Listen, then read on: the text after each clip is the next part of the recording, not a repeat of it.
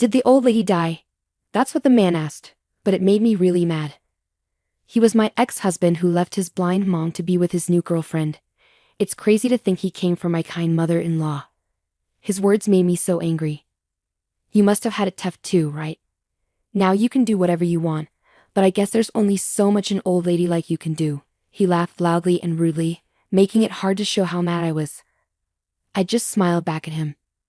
Well, I actually just inherited $3 million, so I'm going to enjoy my freedom, I said, wiping the smirk off my ex-husband's face. He never thought he'd end up needing my forgiveness someday. My name is Grace, and I'm 63 years old now. I got married when I was young and moved in with my in-laws. They were kind people, but unfortunately, my husband turned out to be a big letdown. I divorced him when I was 53.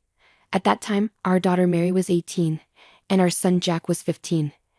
It was a tough time because we had to pay for their education, and I also had to take care of my blind mother-in-law. I met my ex-husband John at work.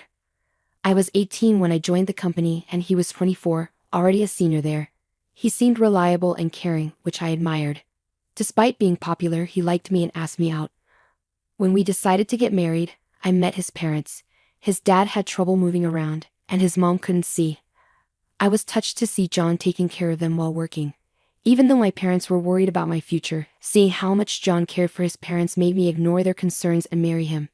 My parents were upset and cut ties with me, but I was confident in my decision. Being young, I wasn't scared of anything. After getting married, I decided to quit my job so I could take care of my in-laws and manage our household. My husband, John, was grateful for this arrangement as it allowed him to focus on his work. My in-laws treated me like their own daughter and always showed appreciation for what I did. Even though taking care of them was challenging, their kindness made it easier to bear. John worked late every day, so I believed everything was going smoothly at home. One day, while at the grocery store, I bumped into one of John's former colleagues. We chatted about John and me, and the colleague mentioned how John always left work early because he was worried about me, which made him a great husband. I was puzzled because John usually came home late, not early. I thought it must have been a misunderstanding, so I just smiled awkwardly and agreed. When I got home, I brought it up with John, intending to subtly address the issue. But before I could finish, John got defensive and yelled at me, saying he was working hard and not just goofing off. He brushed off my concerns about his father needing more care, showing no willingness to help. This made me feel unsupported and frustrated by his reaction. I had a feeling something wasn't right, but I was too scared to confront my husband about it. I had gone against my parents' wishes to marry him, so I didn't have a backup plan if things went wrong. Plus, I was worried about my in-laws. So I just kept living each day as usual. Then, I had an idea to buy an electric wheelchair for my father-in-law. He was managing with a cane and a manual wheelchair, but with an electric one, he could move around more easily. And if I put my blind mother-in-law in the wheelchair and pushed her, we could go for walks farther from home. When I brought it up with my husband, I expected him to agree, but he wasn't too keen. He said we couldn't afford it with his income being tight. While it was true that we weren't wealthy, I felt the wheelchair would bring joy to my in-laws, so I suggested borrowing money from the bank and repaying it later with their pension. My husband reluctantly agreed, warning me not to cause trouble. I couldn't tell my in-laws exactly what he said.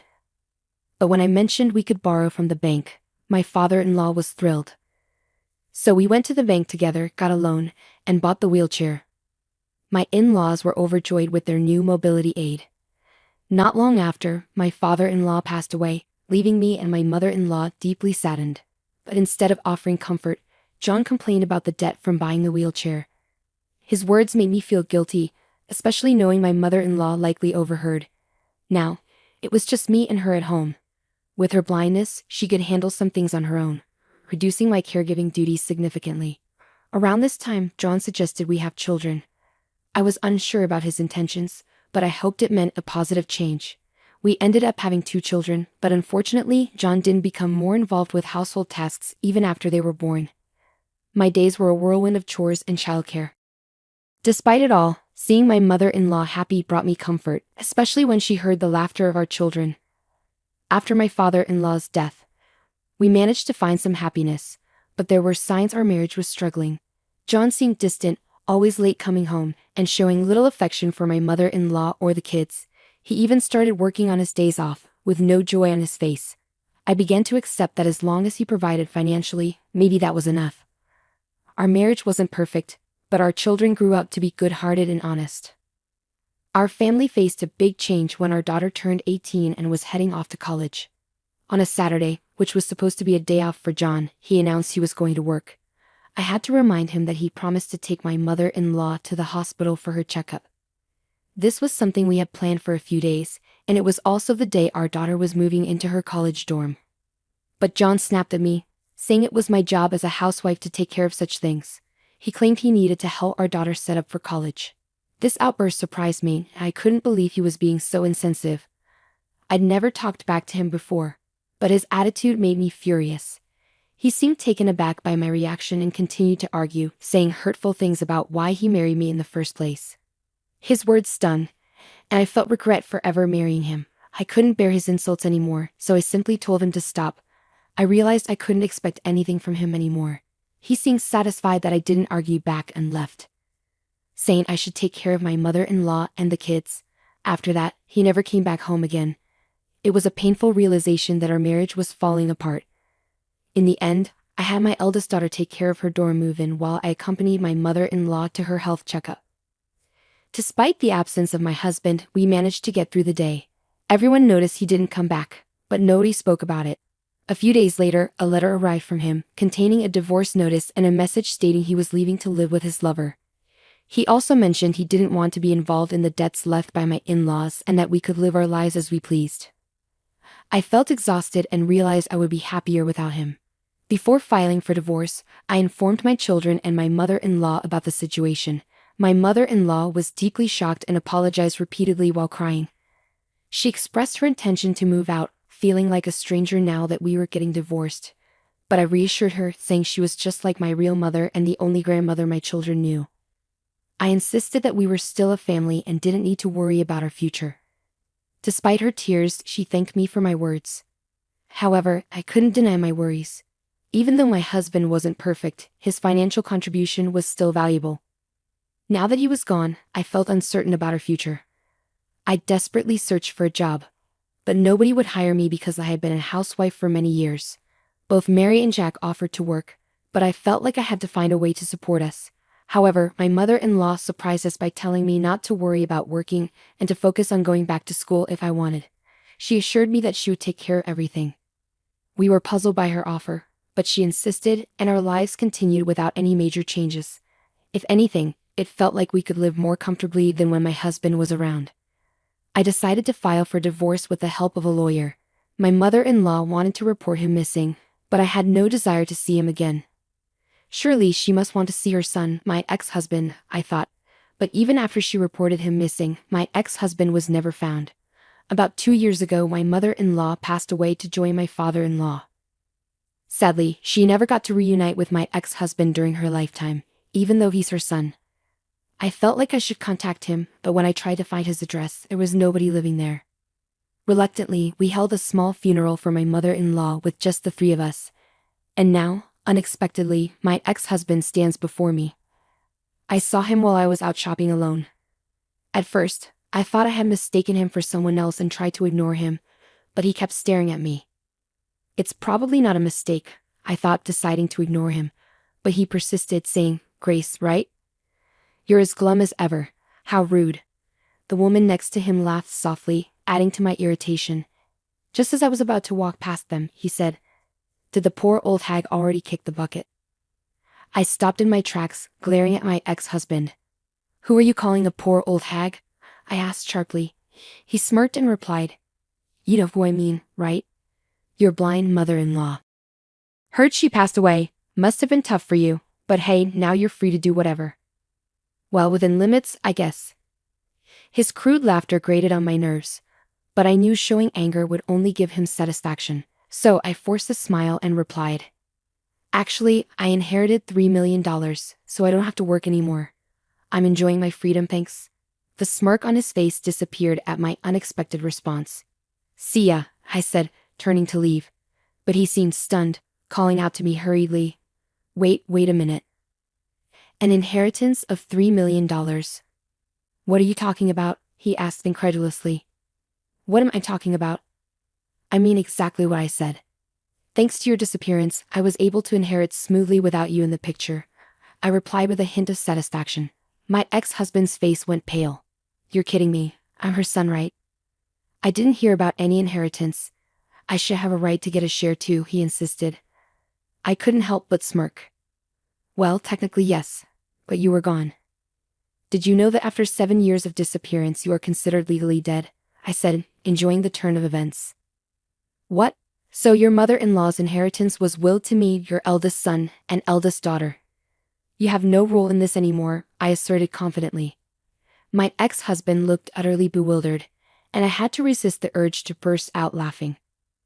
I now understood why my mother-in-law had urged me to file a missing persons report after she passed away. A lawyer representing her estate appeared and explained everything to me. It turned out that my mother-in-law's family were landowners, but she had cut ties with them, much like I had with my own family. However, she still had the right to inherit. When her parents passed away, she inherited without telling anyone. Thanks to this unexpected windfall, we were able to live without financial worries. I once asked my mother-in-law, Mrs. Young, how are you managing your money? If it's a pension or something like that, please use it however you like. Her response was simple yet profound. I'm using it as I please to live a happy life with my family. And that's exactly what we did. I knew the money my mother-in-law had wasn't from a pension, judging by how freely she spent it. But it was definitely hers. Even though we were struggling financially, we decided to accept her generosity gratefully. Her inheritance was far more than she could ever spend in her lifetime. The only problem was my husband's presence. If something were to happen to her, he would inherit everything. But she didn't want that. During a consultation with a lawyer, my husband vanished. She thought he had finally cut ties with us. While she was sad to leave us, she planned to move into a nursing home with assisted living and use up most of her inheritance so she wouldn't leave any problems behind. However, my eldest son, eldest daughter, and I all expressed that we saw her as family and wanted to continue living together. This brought her immense happiness. Wanting to pass on her inheritance to us, she followed her attorney's advice and filed a missing person report for my husband. Following the law, my husband left home, and after 7 years, he was legally treated as if he had passed away. 1 year later, when my mother-in-law passed away, her inheritance was passed on to her oldest son and daughter. Even though I didn't have a right to inherit in place of my husband, my mother-in-law made sure to include me in her will. Thanks to her love and foresight, we were able to receive her generous legacy. Because of her, your mom paid for all of Jack's and Mary's school fees and living costs. That's why we could live happily. I thanked my ex-husband for leaving. When I said this to my ex-husband, he looked really surprised with his mouth wide open. He deserved it. Later, my ex-husband contacted me, saying he should get some of the money from the inheritance. I couldn't believe how mean he was after all these years, but legally, there's no inheritance for someone who's officially declared dead. I've told him this many times, but he still wants to argue about it. I spoke with a lawyer about my ex-husband's request to inherit. The lawyer explained that to inherit anything, my ex-husband would need to go through several legal steps, like canceling the missing person report. Usually in cases like ours, grandchildren end up inheriting the estate. We had no plans to give my ex-husband any money. I told him exactly what the lawyer said. If he wanted to inherit, he'd have to pay inheritance tax too. When I mentioned all these procedures to him, he went quiet. Our kids were there too, and we talked it over. I can't take time off work. I can't deal with all these legal steps, and I shouldn't have to pay inheritance tax. You guys should just give me my share. I helped you all out, so you owe me this much. My ex-husband argued. I was really upset by his stubbornness. It turns out he's just working day-to-day jobs now and can't even afford to take a day off. The company he worked for when we were married let him go because he was always absent. When I asked why he left his job and why he's struggling financially, he admitted he owed money to an old flame. He's been doing odd jobs and moving around a lot to pay off his debt. I get it, he insisted, but even with his explanation, I couldn't make sense of it. So things didn't work out with that other woman, huh? Then who was the woman you were with the other day? I asked. She's the one I've been searching for, my ex-husband mumbled quietly. When I heard this, I couldn't help but burst into laughter. My oldest son, my eldest daughter, and I were stunned into silence. Shaking my head at his foolishness, I told my ex-husband, "You're not young anymore. Stop acting like it. She's my true love, he insisted. When he said that, I realized trying to reason with him was pointless. After reconnecting with my ex-husband, I discovered where he lives now. Turns out, he's staying in an apartment in the nearby town. But it's in his girlfriend's name. My oldest son ended up buying the entire building and became the landlord. We have the money Grandma gave us. It didn't make sense to leave it sitting there, my son explained. Investing in real estate seemed like a better idea. Initially, I thought he wanted to assist his father, but that wasn't the case at all. Instead, if the rent is even slightly late, he's quick to demand it. The previous landlord might have been lenient, but my son doesn't operate like that. You've caused your mother more than enough trouble. You selfishly picked this path, so you should face even more hardship than she did, my eldest son declared. It seemed like my son's way of penalizing his father, who had never been much of a dad. The kids surely had their own opinions about it. Perhaps that's why he couldn't handle this situation anymore. My ex-husband came to our house, pleading for forgiveness. I'm truly sorry. I neglected my duties as a parent and a partner, Grace. I was wrong, he admitted. I couldn't help but let out a sigh as I watched my ex-husband's desperation. But I also had my own life to focus on. Can't you talk to Jack and ask him to give me a break on the rent? He looked so upset when he asked, my ex-husband pleaded. If you had been a better father to our kids, maybe you wouldn't be in this situation, failing as a son, a husband, and a father. What do you have left in your life now? What was it all for?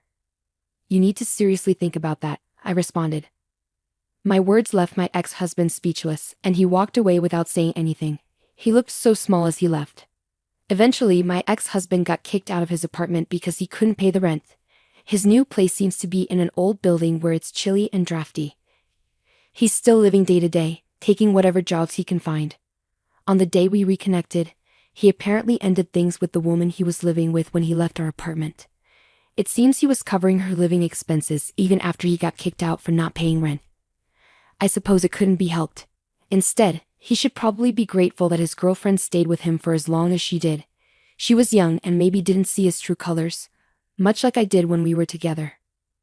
As for us, we're doing really well now. Thanks to my mother-in-law's money, as my oldest son suggested, we invested in real estate and stocks, so we have a steady income without having to work too hard. We even have time for fun things like traveling every month. Plus, my eldest daughter, Mary, is getting married. Her fiancé is wonderful and treats her wonderfully. Our family and happiness are growing. I'm savoring the joy of today, which we achieved by overcoming our past struggles.